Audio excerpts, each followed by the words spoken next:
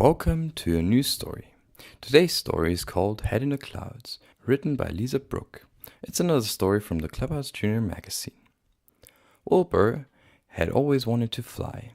He flapped his arms right after he was born.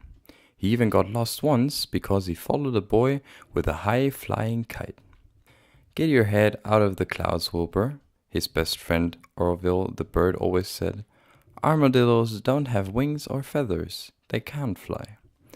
But Wilbur couldn't stop thinking about the wind whistling in his ears as he soared through the air. He would spread his arms and imagine himself way up near the clouds. Orville would just shake his head. He and Wilbur had been best friends forever.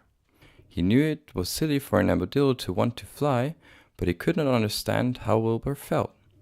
The only thing Orville loved almost as much as flying was Wilbur. Orville wanted his friend to be happy, but how could he help? One day, Wilbur and Orville were walking near the airport. Wilbur loved to go there and watch the planes. "Wilbur," Orville said, "let's go down to..." Orville started to say something, but Wilbur couldn't hear him. A jumbo jet was taking off. Its engines roared as it climbed into the sky. As Wilbur watched it go over his head, he leaned back too far and fell on his back. He was stuck. "Orville, please help me," he said.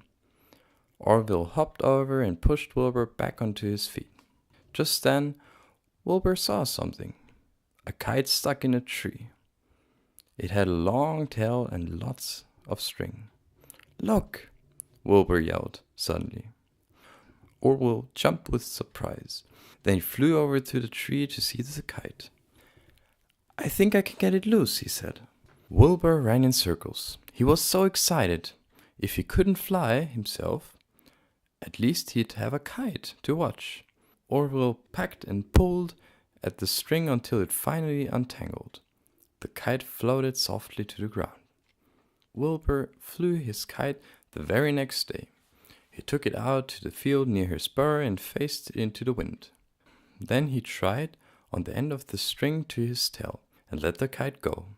He watched it dance in the breeze. Seeing it gave him an idea. "Orville, can you please get me a balloon filled with helium?" Wilbur asked his friend. Orville scratched his head with his wingtip. "What do you need it for?" he asked. "You'll see," Wilbur said. "Meet me at my burrow as soon as you can." Orville found a balloon stuck under a street lamp. He held it to the string in his beak and flew to Wilbur's house. By the time he got there, Wilbur had taken the strings out of his kite. "What are you doing?" Orville asked. "You'll see," Wilbur said. "Can you please get me a couple of more balloons?" Orville flew around looking for more balloons. It took him the whole afternoon. He came back out of breath with 4 more balloons. Wilbur had tied an old basket onto the strings of the kite. "What are you doing now?" Orville asked. "You'll see," Wilbur said. Wilbur tucked one of the balloons under the kite. The basket started to rise into the air. He stuck in 2 more balloons. The basket rose even higher. Wilbur hopped into the basket. He put the other 2 balloons under the kite. Wilbur and his big homemade balloon climbed slowly into the air. A breeze caught Wilbur's balloon and lifted it into the sky.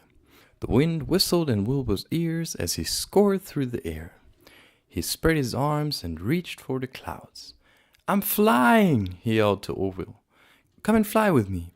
Orville shook his head. This time he would stay on the ground. He was too tired from flying around looking for balloons. Orville waved and watched his friend float up towards the clouds. Maybe our armadillos could fly after all. Wilbur didn't have wings or feathers, but he had a plan and never gave up. Orville was just glad he could help.